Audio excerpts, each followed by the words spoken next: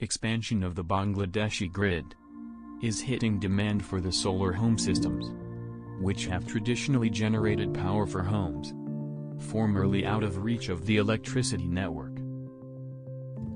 First, off-grid solar home systems, installed in Bangladesh in 1997, financed by World Bank.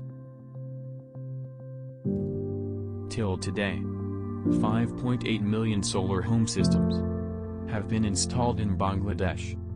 2019 saw 24.99 megawatts of new grid-connected PV capacity, compared to 18.26 megawatts of off-grid projects or solar home system. Those figures marked a widening gap between the two types of project.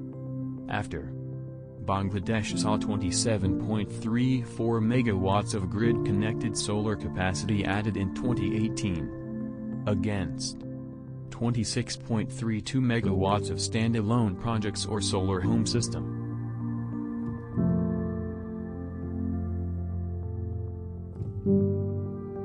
Grid expansion would further affect the volume of new off-grid solar generation capacity added in 2020.